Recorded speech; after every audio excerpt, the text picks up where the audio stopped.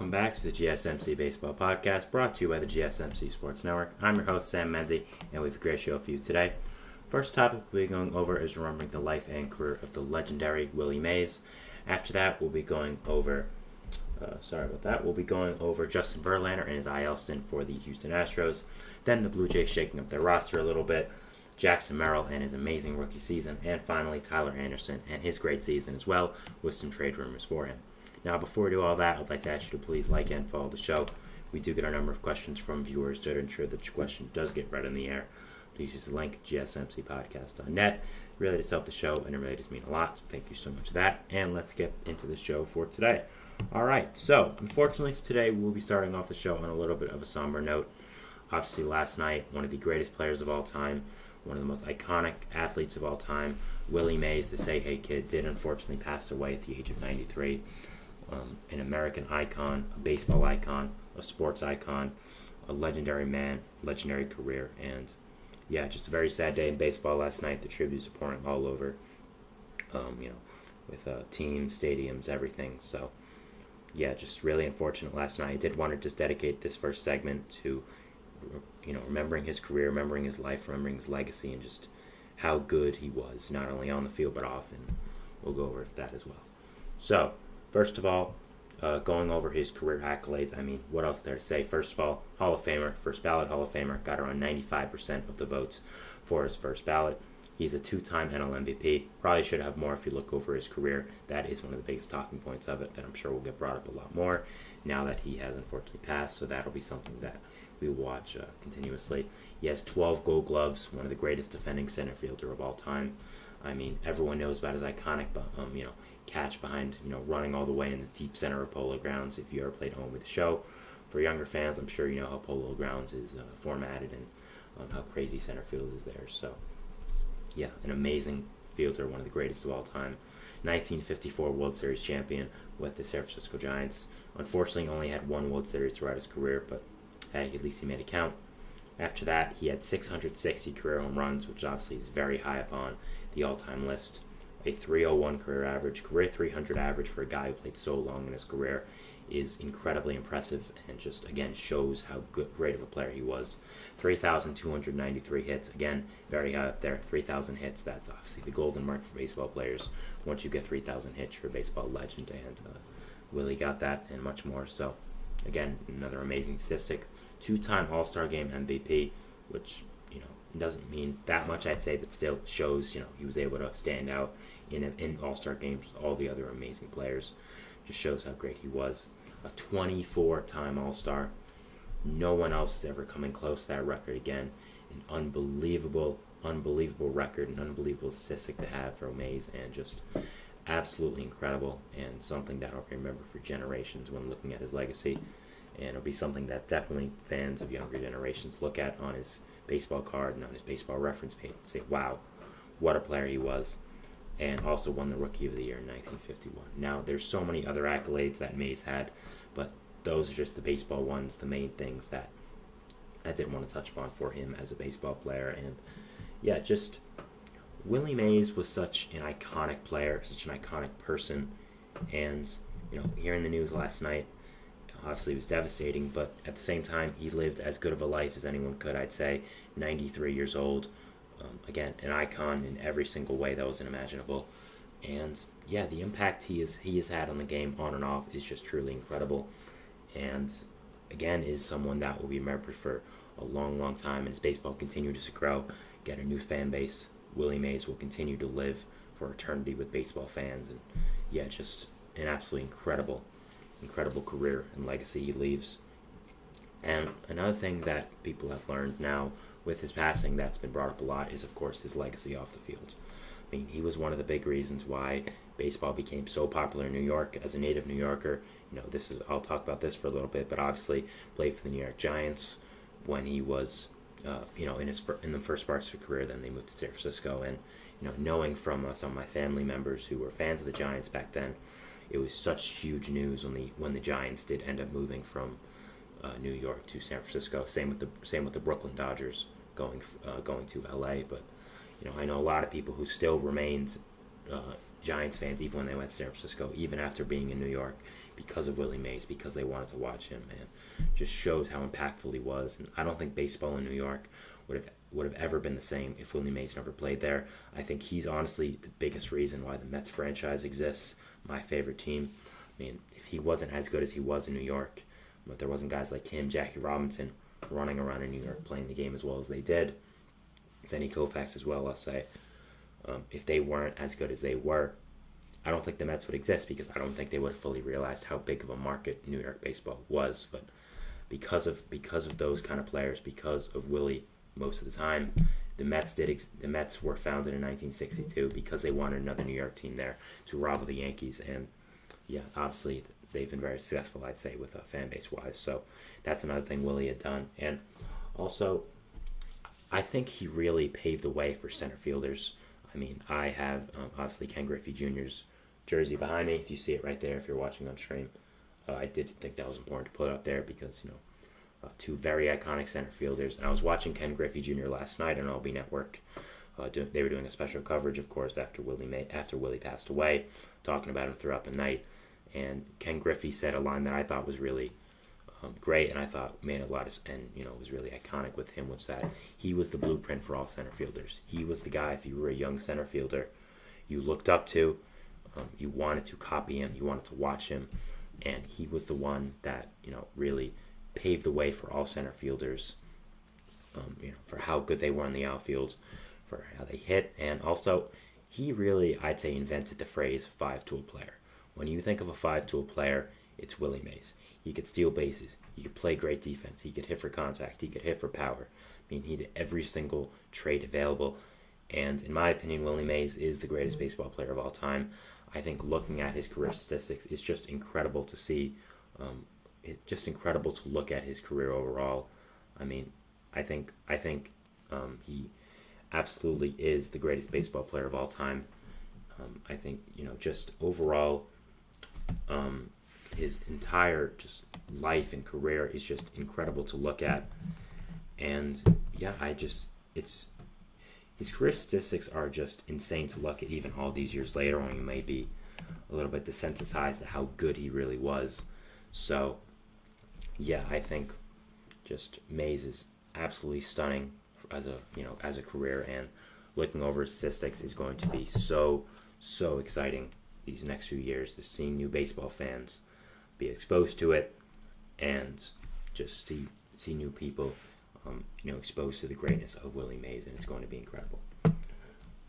Also, impact off the field, being a baseball player who was black in that time was a big deal to not just baseball but to America as well. I'd say is a civil rights icon. Of course, got a Presidential Medal of Freedom a few years ago, so obviously his impact off the field is incredible. Also with Ken Griffey Jr., again, when you look at all these iconic baseball players who are not white, Barry Bonds, Ken Griffey Jr., so many others that for these, just looking at how baseball has been these past 2 years, none of them, I think, would have been able to, none of them would have probably played baseball without Willie Mays. Willie Mays was, of course, a big mentor to Ken Griffey Jr., was the godfather to Barry Bonds, and yeah, just the impact he made on their careers, and just all baseball players in general's careers, was absolutely incredible, and a true baseball legend. And his passing is more into light now, as in the coming days. On Friday, we're going to be having, of course, a Cardinals and Giants game at Rickwood Field in Alabama. Rickwood was a old Negro Leagues ballpark where Willie also grew up near, being a native of Alabama. And, it was really, a lot of it was to honor, not just honor the Negro Leagues, but to honor him, and honor the impact he had made on baseball. And it is very unfortunate that he will not be able to go see that game and go be able to his ballpark. He wasn't able to go anyways. He had a statement prepared because of his sickness, but of course obviously cannot go now. So that's unfortunate, but I'm sure there's going to be a lot of more tributes at that game. We'll put a lot more of it in focus. And yeah, the Giants have already added the number 24 patch to their uniforms for the rest of the year to remember the iconic Willie Mays. The Mets thankfully retired his number last year, which I think was more than well deserved. Again, he is the most iconic New York baseball player ever, really right up there with Lou Gehrig, with Babe Ruth. And even though he only played 2 years for the Mets and he wasn't really that good, it was more about symbolism and more about going back to New York. And yeah, Willie Mays will be missed. The greatest baseball player ever, in my opinion. One of the greatest ever for every person, I'd say, and an absolute icon for baseball, for sports, for America, and just an incredible person who should be remembered. So, sorry to start off the show with that, a little bit of a somber note, but I thought it was only fitting to have the first segment about Willie Mays and just his incredible life and career. I think that was, I think that's what we had to be done. And yeah, we're moving into our second segment now, which should be, I guess, a little more about baseball and just, more of a happier note, I guess, even though it is about an injury with Justin Verlander going on the IL for the Astros with neck soreness. So yeah, we'll be talking about that, and we'll see you after the break. So thanks, and bye, and rest in peace to the legend Willie Mays. I feel like I'm losing my mind. Is everybody in the world blind? Please, Lord, give me a sign, a sign. I feel like I'm losing my mind. Is everybody in the world blind? Please, Lord, give me a sign, a sign. I wanna be the greatest. Everybody on the fake shit. I look around and feel like everybody is the fakest. I make this every day and I'm impatient, hoping one day I blow up from the basement. Statement, the top is so vacant. I don't hear shit that I think is amazing. Waiting for my day when I'm playing sold out shows for 1,000 faces. Hey, give me that crown, get in my way and to be put down. It ain't your place, all this my town. If I want that shit, then I'll get it right now. I'm losing it, the noose it fits. I'm losing shit, a stupid myth. You choose to live or choose to dip. You choose to fight or lose your grip and lose a gift. I feel like I'm losing my mind. Is everybody in the world blind?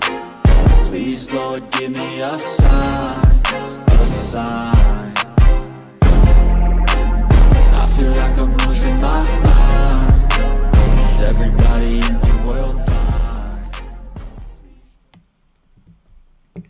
And we're back here on the GSMC Baseball Podcast, bringing you our second segment, which is going to be talking about Justin Verlander and him going on the IL for the Houston Astros. But before we do that, I'd like to ask you to please like and follow the show. We do get a number of questions from viewers, so to ensure that your question does get read on the air, please use the link, GSMCpodcast.net. It really does help the show, and it really does mean a lot, so thank you so much for that. And let's get back into the show for today. All right, so moving into our second segment here, which is going to be about Justin Verlander and him going on the IL for the Houston Astros, impact it's going to have on the team, all that. So, yeah, let's get into it. So, it was announced a few days ago that Verlander would be scratched from his start for mysterious reasons that really nobody knew. And it was announced that later that he had neck soreness. The Astros said that it was more a preliminary thing and that they didn't expect him to go on the IL.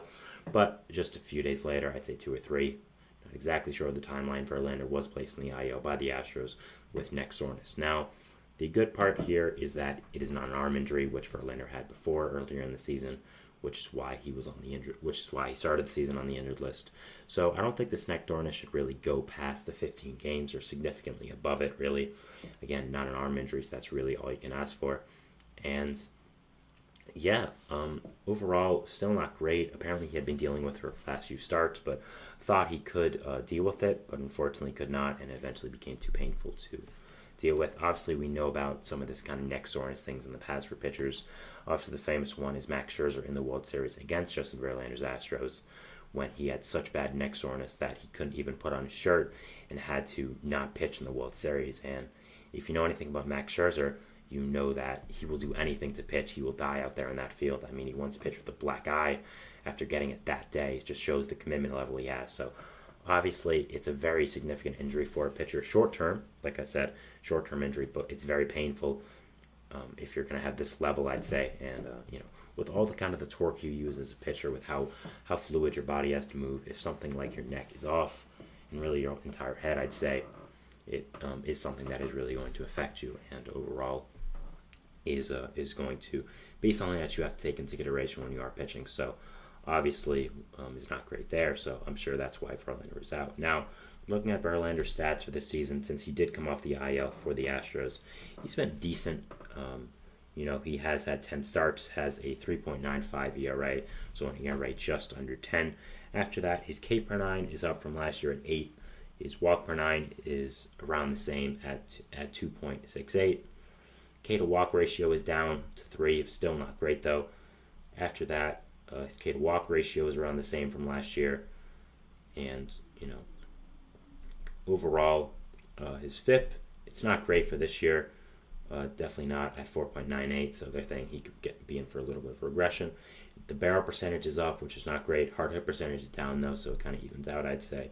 So, overall, was having a pretty solid season for the Astros. I mean, Verlander at his age, I think the Astros knew that this what was really going to, they were really going to get out of him. I don't really think they traded for him for this year. It was really for last year to really solidify that rotation and try to get a World Series. Of course, they did not, and lost in the AL West to the event, lost in the AL Championship to their AL West rivals, the eventual world champions, Texas Rangers. So that didn't really work out. But yeah, hasn't had a great season this year, but still is going to be missed in this rotation. I mean, right now the rotation for the Astros is going to be Framber Valdez, Ronald Blanco, Hunter Brown, Spencer Arrighetti, and then maybe Eric Lauer, I guess, which shows you Eric Lauer in 2024 for the Astros shows you how low they are in pitching depth right now. They might use an opener, but yeah, Framber, first of all, for the Astros, who is their ace always, and is especially their ace for this year.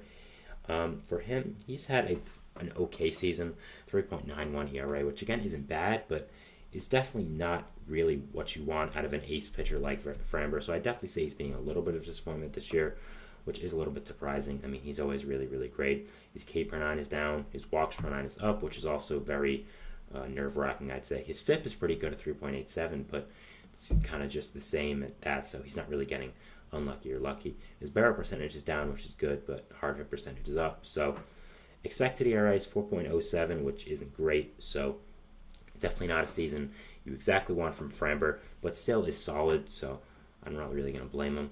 Next, we have Ronald Blanco of the Astros, who, of course, has been a big revelation this year. Has made 13 starts for them, has a 2.43 ERA, has come out of nowhere and become a huge depth piece for this Astros team.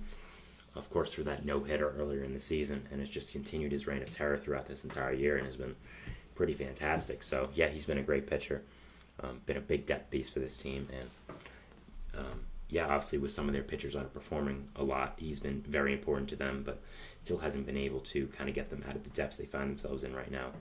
Hunter Brown this year has been a huge disappointment. After last year,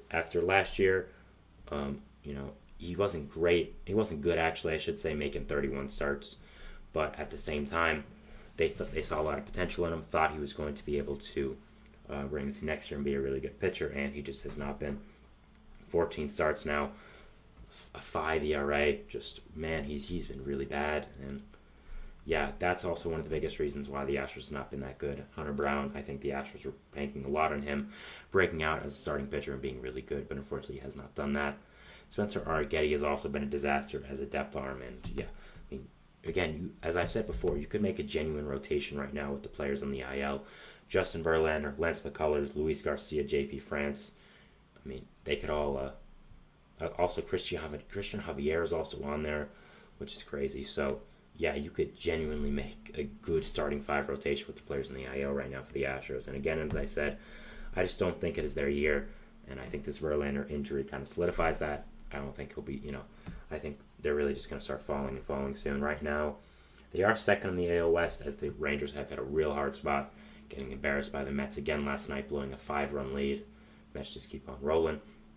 But the Astros right now, I mean, you look at them, they are 7.5 out of AL wildcard, 10 out of AL West, and just, it is not their year. It'll be very interesting to see what happens at the deadline. Of course, the big question should be Alex Bregman. Has 1 year left in his contract, and I'm sure he'd get a good amount of prospects for him, being one of the best third basemen in baseball. Isn't having his signature great season, but is still having a pretty solid season, so I'm sure he could be able to get something pretty good for him. So, yeah, overall, it'll be very, very interesting to see what the Astros do at the deadline. If they trade Bregman, I think that it'll show they're officially giving up on this year. I think they should, personally. I think it is over for them for this year at least. Maybe in the future they'll be better. I'm sure next year they'll be fine, but it's just not their year this year. It's how baseball works. Just gotten hit hard by injuries, and I think that overall Verlander really, Bregman could really be someone to go And I think this Verlander injury now kind of puts the nail in the coffin for the Astros trade deadline plans. Dana Brown, who is their GM, said that they want to buy at the deadline, which I just think is ludicrous. I understand that they have so much talent on this team, but it's just not their year with what's going on with them right now. I think Jim Crane has to put his pride away and say, okay, you know what, this team isn't the best we can do. It's time to rebuild for this year at least and regroup to see where we are next year. So the big question we have to ask is Kyle Tucker, because he, of course, is a superstar, one of the best players in all of baseball, top 20 player in baseball, honestly, I'd say, just thinking off the top of my head, and he only has 1.5 years left in his contract. There's not been much ground made up with him and the Astros on a contract extension, and the Astros think that this is the year now to trade Kyle Tucker and try to get the most amount of prospects they can from with the team underperforming. So if we do start to hear some rumors about Tucker being potentially moved, that would first of all flip the trade deadline on its head. I mean, two young superstar outfielders in Luis Robert and Kyle Tucker being on the trade market would be absolutely insane to see and would be something crazy. So that'll be very interesting to see if Tucker does come up in trade rumors. But again, if they do end up trading him, I think that'll be really the nail in the coffin for the Astros, that they are not only retooling but fully rebuilding. And I think if you're the Astros at this point, you have to think about it. You have to, because of where you are with this team right now, you have to think that maybe it's time to move on from these great players and focus on the next generation. I mean, you still have a lot of good young players. Yainer Diaz is great. Jordan Alvarez, of course, is outstanding. Some other younger players like Jake Myers is solid. You have Chas McCormick, who's also solid. Some prospects coming through like Jacob Melton. Your prospect system is going to be really revitalized if you do end up trading a Bregman or a Tucker. But this is all just hypotheticals I'm thinking about with Verlander being on the IL. It is a big loss, and it is something that they are going to have to look out for the rest of the season. Man, they really got fleeced in that Mets trade last year. Clifford and Gilbert are both looking like superstars, and yeah, I don't know why they made that trade from the start. But also, the impact this has on the Mets is something that is interesting. Of course, if he does not reach his vesting option for next year, which he has to throw 140 innings this year, which it looks like he won't now going on the injured list, the Mets do not have to pay $17.5 million for him to be on the Astros team next year, and that would open up a lot of cap space for next year.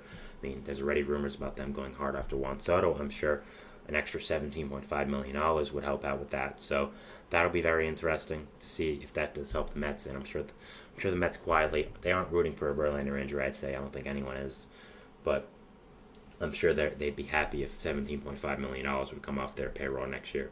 And for the Astros as well, do you really want Verlander on your roster next year, even if he's free? I mean, he hasn't looked that great, and I think it might be time for him to hang up the cleats. So that could be something interesting to see if you're an Astros fan or think about. But yeah, just the impact the Mets is having as well, I think could be something very interesting to watch as we go on for the rest of the year and go into the off season. So yeah, that was our third segment here, talking about Justin Verlander and his trip to the injured list. Moving into our third segment, which is going to be talking about a little bit of a Blue Jays roster shakeup. They called up one of their top prospects. Do you fade Daniel Vogelbach and put Bo Bichette on the IL? So we'll be talking about all that, and we'll just give my thoughts on it to you. We'll talk about that, and I'll see you after the break. So thanks, and bye. Looking for your daily fix of sports talk without having to pay for it? GSMC Sports Network is available on YouTube. Just search GSMC Sports Network. Get your fix of daily sports talk shows on YouTube, absolutely free. NFL, college football, NBA, MLB, MMA, UFC, fantasy football, and so much more. GSMC Sports Network has shows running all day long, with new sports shows starting every 2 hours. Just like on your favorite cable sports channel, except GSMC Sports Network is absolutely free. Just search GSMC Sports Network on YouTube to catch one of your new favorite shows, like the GSMC College Football Podcast, Chip Shot Football Podcast, Hoops and Heels Women's Sports Podcast, GSMC Basketball Podcast, and so many more. Check it out for yourself. GSMC Sports Network, now available on YouTube absolutely free. Search GSMC Sports Network on YouTube right now.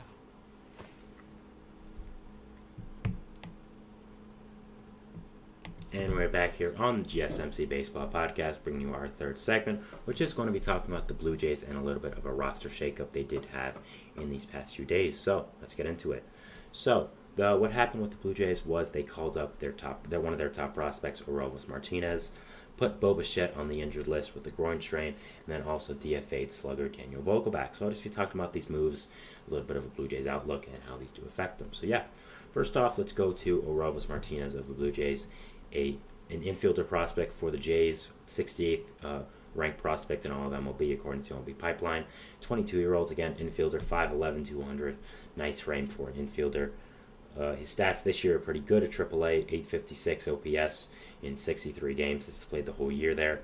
You look at his scouting report, he's mainly he's mainly a power bat, honestly, as an infielder. Is a guy who has really good power, has a pretty good arm, isn't the greatest fielder, but is decent and get the job done, isn't bad out there. Still hits for contact pretty well, but mainly is a power arm guy. Doesn't have the best speed, but again, just a little bit of a power infielder. I'd say he's probably a guy that can hit 25 to 30 home runs. Maybe a little bit, kind of like a Joey Gallo, I'd say. Not in the way of he's never going to hit a single, but he's more of a power than contact guy. And I kind of compare it to that way, but is not in the level of Joey Gallo where he's hitting 170 and will hit 35 home runs still. So I don't know if that made sense, but hopefully it did. But yeah, just a little bit of a scouting report for Martinez.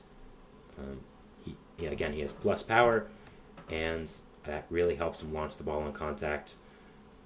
Blue Jays coaches apparently think that he's tried to search for power too much, trying to yank balls down the line, and so there are a little bit of question marks about that. But going up to the big leagues now with these coaches, I think that overall it should really help him out a lot, and I think the Blue Jays do have some pretty good hitting coaches and just player development people, and Martinez is obviously a guy to think highly of, their top-ranked positional player prospect. So, yeah, should be very interesting to see where he does play. I don't think he's a shortstop long-term, but I'm assuming he'll play shortstop with Bichette going on the IL. But, if he plays second base and someone shifts over to short, if Isaiah Kiner-Falefa moves to shortstop or something like that, I wouldn't be surprised. But, yeah, should be interesting here, and again, will be something to watch for the Blue Jays. But yeah, Martinez is a guy I really do like. I think, again, there's a plus power here as a youngster, and if he gets a little bit more of that, the ball skills, just hitting for a little bit more contact. Obviously, home runs are the most important thing, but just hitting for a little bit more contact and not going all power for nothing. I think he could be a much better player. And again, like a prospect, he just has to develop. So that's really what you're trying to say here. He has to develop. So it'll be interesting to watch his development over the next few years. Next, the Blue Jays did go and place Bo Bichette on the injured list with a groin strain. Now, this is a good breather, I'd say, for Bichette. Obviously, he's having a pretty horrendous season for the Blue Jays right now. He's really not playing up to his standards and has been entrenched in trade rumors as well. So, I think a lot of people are wondering if that could be his last game he's played as a Blue Jay. I just don't think the Blue Jays will end up trading Bichette as low as value. I mean, his WRC plus right now is at 80.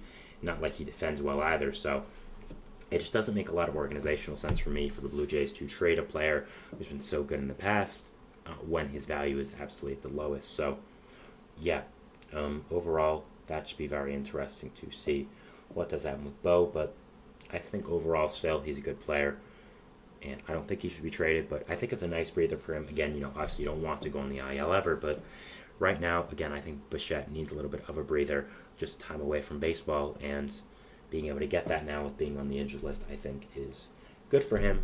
And overall, will be able to kind of reset the way he thinks about the game. I've heard a lot of players over the last few years, when they were in a slump, just the one thing they like to do is just watch the game. It slows everything down for them, puts everything in perspective. And I think when a struggling player who used to be a star like Bichette is playing like this, I think that it's not the worst thing in the world to put him on the IL for a few weeks or so and see what happens there. But yeah, we'll be very interested to monitor Bichette's future, not only over the rest of this year, but in the offseason and going into next year as well. He only got 1.5 years left, and yeah, I think overall he's going to be something that is a topic of discussion for not just Blue Jays fans, but for baseball fans all around for the next few years. The Blue Jays also DFA'd Daniel Vogelbach, who of course was a bench bat for them, a platoon bat against righties, I'd say, a big power bat. And so with Vogelbach, he wasn't doing the greatest this year for the Blue Jays. I mean, he had a 71 rated runs created plus, which if you're a guy that simply does just hits, you don't really want that. And I understand that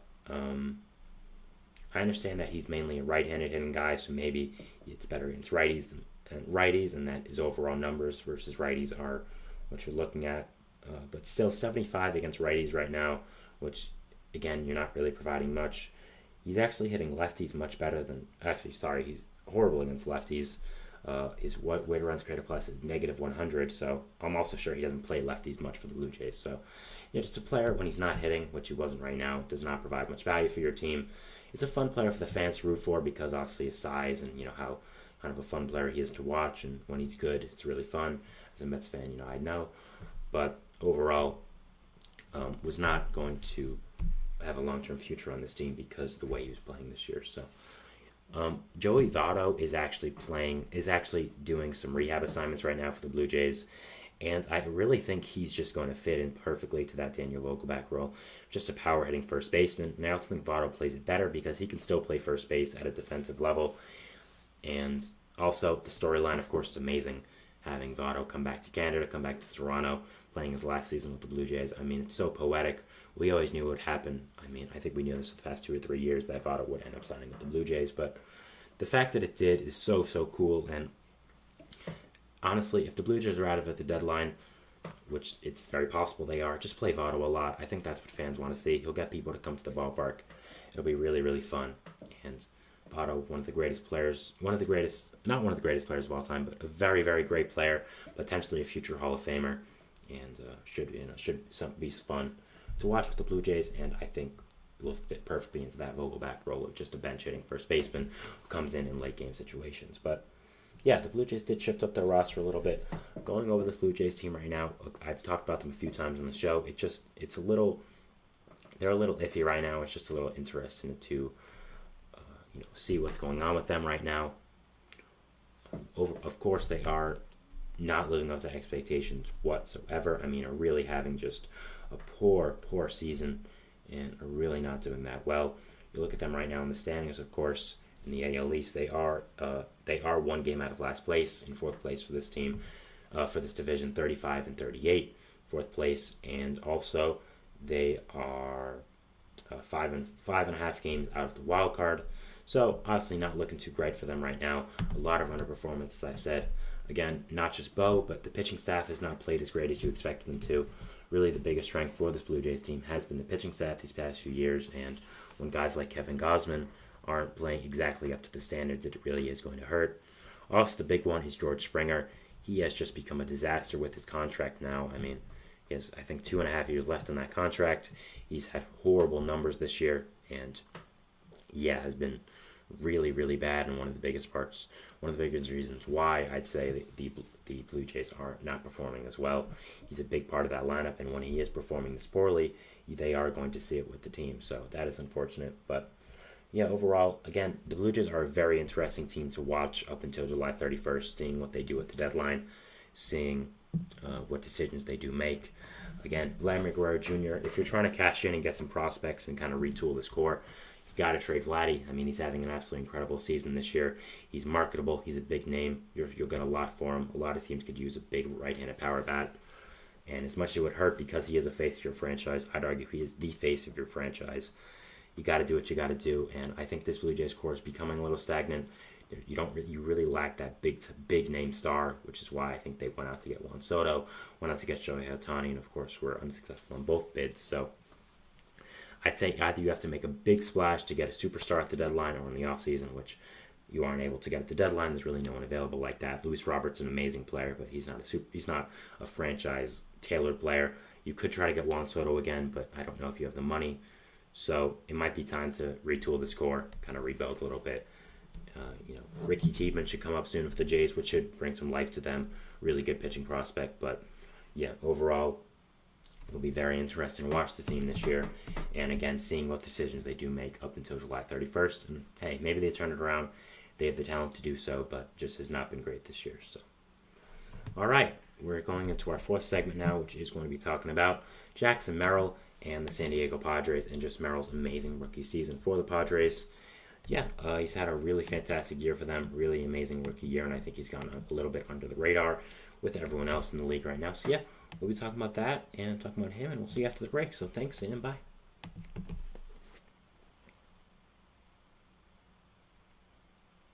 For the best and latest podcasts available anywhere, go to the podcast app on your cell phone and type in GSMC to access free content-rich podcasts on health and wellness, book reviews, sports, entertainment, relationships, social media, movies, technology, finance, and even weird news. Subscribe and download the GSMC Podcast Network's family of shows, available everywhere podcasts are found.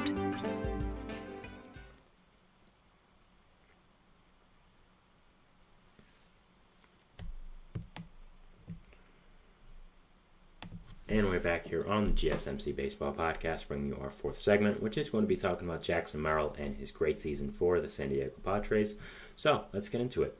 So Merrill was, of course, one of the top prospects in all of baseball going into this year. I mean, he was top 10 consensus. Some people top 5, and it was a very interesting decision the Padres had to make with if they decided to have Merrill come up to the major leagues this year. Or keep him down and maybe call him up later in the year, or come up next year as well. But he did make the roster out of opening day, and in surprising but not surprising in that they actually said it, but not surprising. A lot of people had theorized it that he would end up playing center field for them. Of course, Merrill was an infielder shortstop throughout his entire minor league career and would have to learn a new position on the fly. But that's really how desperate the Padres were for outfielders this year. And I don't think in any other situation they would have called him up and made him play center field. They probably would have waited till shortstop was ready or second base, something like that. But shows you how desperate they were for outfielders. And Merrill has had a pretty fantastic season this year. I mean, looking at his hitting stats, they don't jump off the page, but they've still been really, really solid. And he has been much better over the past month or so than he had at the start of the year. A 106 weighted runs created plus, and again, as much as that doesn't jump out of the page as, he's having a good season, but not great. This is a guy who is learning a new position on the fly and also just jumped up straight from Double A. He never played a game in Triple A and jumped up from Double A last year to end up making the Padres opening day roster. So, obviously, it's a very talented player. And one of the things that really has surprised me with Merrill is how well he has played center field. I mean, it's been so fantastic. His defense has been really, really great, and that's so surprising for a player who, again, is really learning his position on the fly. Had never played the outfield in professional baseball before, and the Padres said, you know what, we want you in the lineup, you're a shortstop, you're athletic, go play center field, go out there, get him, kid. And he's played it great. I mean, he has 3 outs above average, 3 defensive runs saved for this year, and has been really, really incredible out there. And again, watching the game, his presence there is good. He knows what the instincts are. He knows what to do. And he's just a good baseball player, a really good, solid baseball player. And he's added a lot to this team right now. And one of the biggest things about this Padres team this year has been the outfield. Jurickson Profar's having an insane season out of nowhere. Fernando Tatis Jr. is having also an incredible season, but he's Tatis. We all know this. And Merrill, again, is having a really solid season in center field and is providing a lot of value, even though his numbers, again, don't really pop off the page. They're so good. And he also is providing a lot of value because of how he is in center field. So, yeah, has been a really, really fantastic player this year with the Padres. He's had a really great year. And unfortunately for him, he's just in maybe the greatest class of NL rookies ever. I mean, it's been absolutely insane right now. You look at just the guys that are, right now that are atop the Rookie of the Year class for the NL. First of all, you of course have Paul Skeens, who has become boy wonder at this point and has been absolutely incredible, and is having one of the greatest NL rookie pitcher seasons ever. Shota Imanaga, who's been insane, who might win a Rookie of the Year. Also, Yoshinobu Yamamoto, of course, who's been absolutely insane. Joey Ortiz has been incredible. Jared Jones, Andy Pages, Michael Busch, Mason Wynn, who I talked about yesterday. So there's just been some absolute Jackson Chourio. There's just been some absolutely amazing players, and not just players that came out of nowhere. We knew about Imanaga. We knew about Skeens. We knew about Yamamoto. We knew Jared Jones had been absolutely amazing since the start of the year already. So all these players were doing really, really well. We already knew about them, and Jackson Merrill kind of just flew under the radar a little bit for this Padres team that was kind of in flux, and hasn't been talked about as much as he should be, I think, because of just how good this rookie class has been. I mean, looking at the AL as well, I mean, Mason Miller's having an insane season. Luis Gil's having an incredible season. So overall, Merrill's having a really fantastic Rookie of the Year season. Of course, isn't going to win the award because of just how many players are above him, but should be getting a lot more credit, in my opinion. And should definitely be talked about a lot more. And yeah, just being really, really incredible. And the impact on the team has been very, very large. I mean, they really didn't have a center fielder this year. You were going to have Jose Azucar starting to take consistent games for you, and you now have Jackson Merrill in the 5-6 spot in that lineup, hitting a good, playing a good center field, being a nice power lefty bat, and hit a home run against the Mets a few days ago, which was really nice, getting those power numbers up. And it's just going to be a problem in this league for years to come. It's going to be really, really incredible. And yeah, overall, it's just going to be a fantastic player to watch, and is someone that really is just absolutely outstanding and is an amazing, amazing player. So yeah, I think he's gone a little bit under the radar this year with how much talent there is, and is someone I'm definitely watching for the future, and definitely am going to end up watching his career as it unfolds. And also, I think the Padres have a very interesting decision coming up with Jackson Merrill for next year. You, of course, have a crowded infield, which is why Merrill did not end up playing shortstop this year, his natural position, with Jay Cronenworth / Luis Arraez at first base, Xander Bogaerts at second, Ha-Seong Kim at short, Manny Machado at third.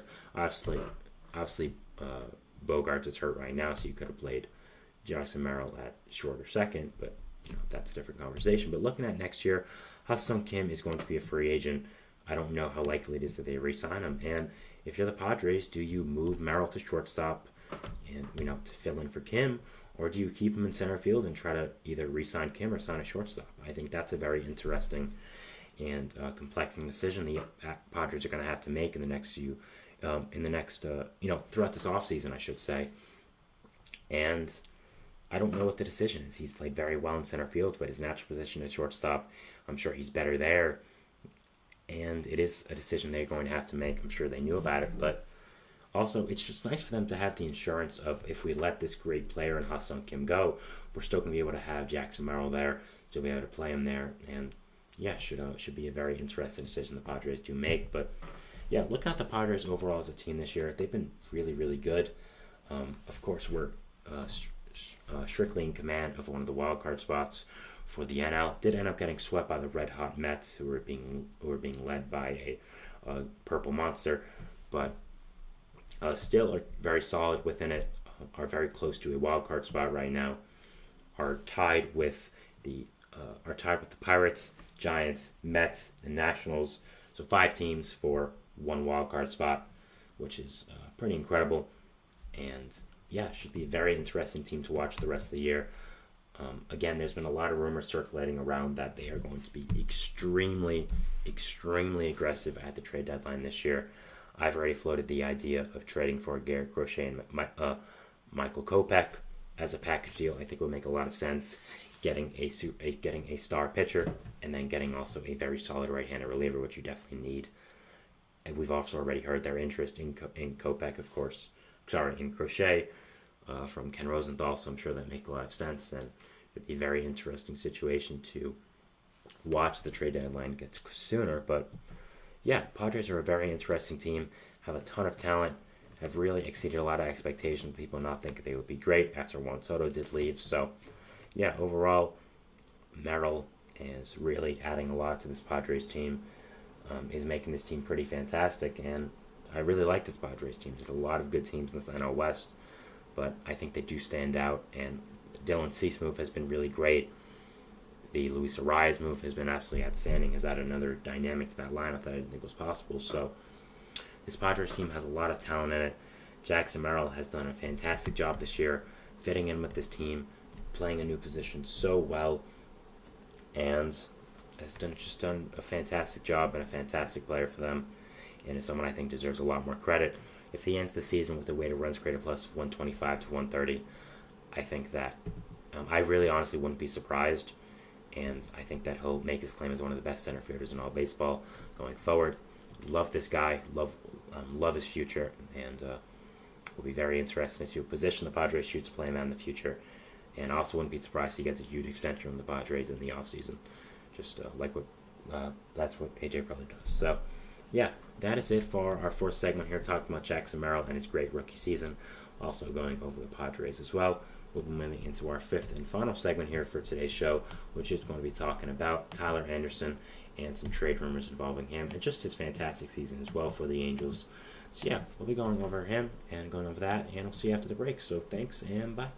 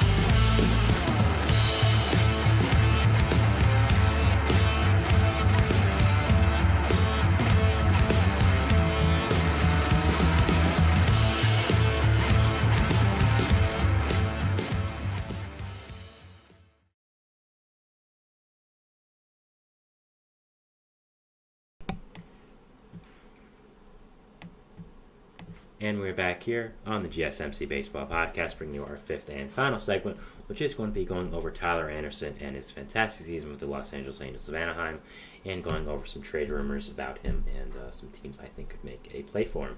So yeah, let's get into it. So Tyler Anderson came over last year from the Los Angeles Dodgers to the Los Angeles Angels after a breakout season. It signed a nice 3-year, $39 million contract for the Angels. Now, at the time, I thought it was a very perplexing contract for the Angels. I thought that it didn't really make much sense. I didn't think that Anderson was going to keep up the level of play he ended up having with the Dodgers, and I just didn't really think the signing made a lot of sense. But honestly, he was an older starting pitcher who was getting paid a lot of money. He was perfect for Angel standards, I'd say. And yeah, he wasn't great last year. The Angels actually placed him on waivers at the end of last year, and if anyone picked him up, they would have been fully off the contract, but the team would have gotten a pitcher for free. And no one picked him up, which showed you how low his value was at. And this year he has really done pretty fantastic. I mean, last year, of course, he had a ERA of 5.43, pitched in 25 games, even came out of the bullpen for 2 of these games, trying to make anything work with his contract. So obviously shows you where his value was at last year. Sorry about moving in the chair. And yeah, this year he has been a revelation for this young Angels team that really does not have much going for them. Has made 14 starts for them, has a 2.58 ERA, and honestly has done pretty great. I mean, you look at his stats and they're kind of showing that, he's probably going to regress sooner rather than later, which I would agree with. I mean, if anyone thinks that Tyler Anderson is going to have an ERA sub 2.6 for the rest of the season, I think they're completely crazy, and I think even teams looking to trade for him know that. But having a year and a half left in his contract, being a veteran starting pitcher, having a pretty good ERA, a lot of teams could look to end up trading for Tyler Anderson. The Angels are not going anywhere. I'm sure they'd love to get this contract off the books. It's not a significant contract, but it's just saying, why do we need this guy in the team right now? Also, he's an older player. I'm sure would like to get a chance of competing in the playoffs, and I think there are a few teams that could look to trade for Anderson, even with his contract being a little high. So yeah, we're going over the 4 teams I have listed here. Really, any team that could use a starting pitcher at the deadline could look to trade for Anderson. I saw MLB trade rumors refer to him as the alternative to Jesus Luzardo, kind of a poor man's Jesus Luzardo. If you can't afford the young star in Luzardo, you can get the older Tyler Anderson, who has a bigger contract but is still a good lefty starting pitcher. And yeah, I think that even with Tyler Anderson probably regressing sooner, the one thing you can rely on him is, again, being a veteran presence at that clubhouse, knowing how to pitch, not making stupid decisions, and also being durable. I think he's good for another 10-15 starts. You do end up trading for him at the deadline. So I think he does provide a valuable skill set, even if his numbers aren't exactly where you want them to be. And hey, maybe this isn't entirely luck, and that he'll continue with it. I mean, he's more of a ground ball pitcher, so ground ball pitchers sometimes are a little bit underrated by metric systems. And do I think his ERA is going to stay below 2.6, below 3? No, but if it's at a 3.35, which would be pretty solid, I wouldn't be that surprised. So, yeah, I wanted to go over the 4 teams that I think could end up trading for Anderson or just make a lot of sense for him in general. So, let's get into it. The first one I have, of course, is the Atlanta Braves. Now, the Braves, of course, need a starting pitcher in this rotation pretty quickly. As once Spencer Strider went down in this rotation, they definitely had a full need for them, and I think Anderson could be a good fit here. You have pitchers like Renato Lopez and Chris Sale who are having good seasons, but that isn't enough. Max Fried is fantastic, of course, enough said, but again, after that, it's pretty iffy. Hurston Waldrop, a young starting pitcher who was a top prospect last year, who has a top prospect, I should say, was just placed on the injured list, so he's not going to be a factor for a little bit. And even so, they were looking to send him down even before the injured list stint, so obviously not looking to be a full-time factor in this Brave season this year. So I think trading for the veteran Anderson would make a lot of sense, would really solidify this pitching depth, this pitching rotation, and the Braves definitely have the amount of cap space and the amount of money to be able to take on Anderson's contract. I'm sure the Angels would eat some of the contract to get a good prospect as well. So that's something we have to factor in with these teams. Not sure how much they would eat, or if they just want to trade him to get off the contract and don't really care about the prospect. That's also a possibility, but we'll have to learn that and see more about it as we inch closer to the deadline. But yeah, overall, I think the Braves make a lot of sense. They need a starting pitcher right now. Anderson's a good, viable veteran presence in this rotation. Probably wouldn't cost that much, and the Braves right now, as much as they have registered interest in some of these bigger names like a Jesus Luzardo, they just simply don't have the prospect pool to get a guy like that.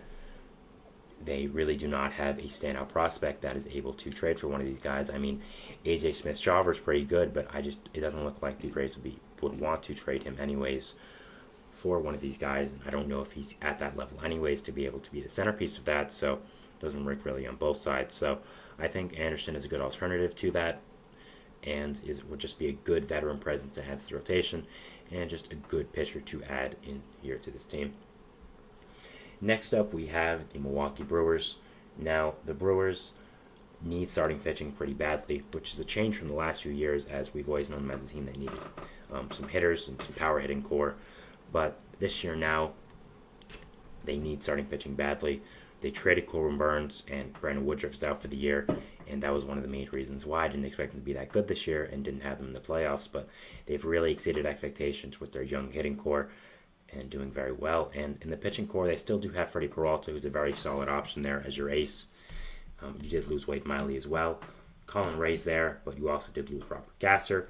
Again, another important pitcher of that rotation. So I think adding Anderson would be a very solid addition to this team. I think he would work well as a Milwaukee Brewer. They have very good player development, very good pitching coaches, and I think they could potentially revitalize Anderson as well. So I think going to the Brewers would be a good fit for Anderson. They like these kind of older lefty veteran pitchers. I mean, you just saw them re-sign Wade Miley for a second time. So yeah, it should be interesting to see if Anderson is a fit for this Brewers team. I think he is. I think it would make a lot of sense, and would be very interested to see what would happen if Anderson would end up getting traded to the Brewers. So yeah, definitely interested to see this as a fit, and think it makes a lot of sense. Next team we have is a reunion here for the other side of California, the Los Angeles Dodgers. Of course, Anderson came over and signed that big contract with the Angels because of his breakout season with the Dodgers, and I think having a reunion would make a ton of sense. The Dodgers would be able to get back a player they know very well. Anderson knows the Dodgers organization very well. I'm sure the Dodgers could end up fixing some of the things that went wrong in his first year with the Angels, and maybe keep up this hot streak that's been going on with him. And also, they need pitching depth right now. You just lost Yoshinobu Yamamoto for a significant amount of time with a rotator cuff injury. Clayton Kershaw is a question mark even when he comes back. Walker Buehler is still a question mark as well. Tyler Glasnow is great, but again, after that, there's not really that much. You're getting Bobby Miller back, who's good, but again, he's coming off the injured list, so you're not sure how much of a factor that is going to be. So, overall, I think Anderson makes a lot of sense for the Dodgers team to be able to get a reunion back here with the Dodgers. Not sure the Angels would want to trade him to the other LA team, but I think that the Dodgers are a picture-perfect fit to bring back Anderson to this team. And, again, they know him very well. He knows the organization very well. Probably wouldn't cost that much if they're looking for a little bit of a lower option than going all in. But, if they want to go all in, I think that, as I talked about before, I think getting Garrett Crochet and a Luis Robert package from the Dodgers and just breaking the internet when that happens, doing a Max Scherzer, Trey Turner number two type words, a Max Scherzer, Trey Turner deal type again would be very, very fun and would break the internet once again. I mean, I still remember getting that notification from Jeff Passan when Trey Turner and Max Scherzer ended up being traded to the Dodgers as a package. My jaw was on the floor. Really never thought it would happen, but getting off topic here. So I think that overall Anderson would make a lot of sense to the Dodgers. I think it would be a very good fit, and overall would be a very exciting player to add for this Dodgers team. The Baltimore Orioles are the last team I have as a fit for Anderson. Just, again, adding a veteran lefty pitcher to this young Orioles team I think would make a ton of sense and just is a perfect fit. Probably wouldn't cost that much if the Orioles aren't looking to trade one of their bigger prospects. Adds a veteran presence to this clubhouse that they desperately need, and they have a really good infield defense as well. And adding in Anderson's ground ball expertise, I think would make for a picture-perfect fit here in Baltimore. Again, they need some veteran arms right now. You just had that big Kyle Bradish injury, which was a really big hit to your rotation. And adding Anderson would make a ton of sense, in my opinion. Is a really good fit for both sides. And again, giving Anderson the chance to win a World Series, I'm sure would really ignite him and would be something that would be very, very exciting for both parties. So, if I'm Tyler Anderson, I think this would be a great fit for me. If I'm an Orioles fan, this would be a great fit as well. And I think this would be overall a very exciting fit and exciting trade for both sides.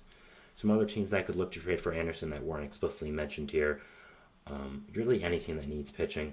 I think the Diamondbacks, if they get back into it, could be a fit. Padres as well could definitely be a fit. I also think that Cleveland could be a fit. I think Minnesota could be a fit. Seattle, if they want to reacquire him, get a veteran arm. Actually, Seattle, not really. They have so many other good pitchers as well. I don't know what his name with that, but really any teams that need starting pitching at this deadline right now, I think would make a ton of sense for Anderson.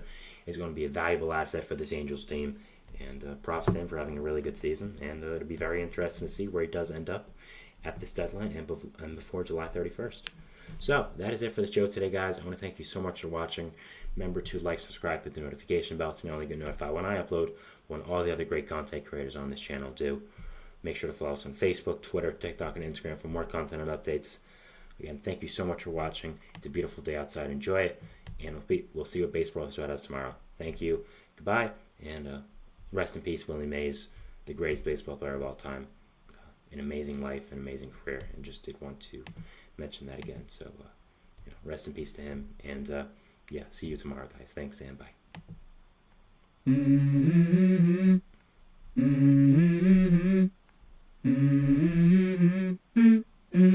Let's go. I wake up to a little bit of drool on my pillow, feel like it's gonna be a bad day. Yeah, I'm tired of shit, and the coffee ain't hit yet, damn it.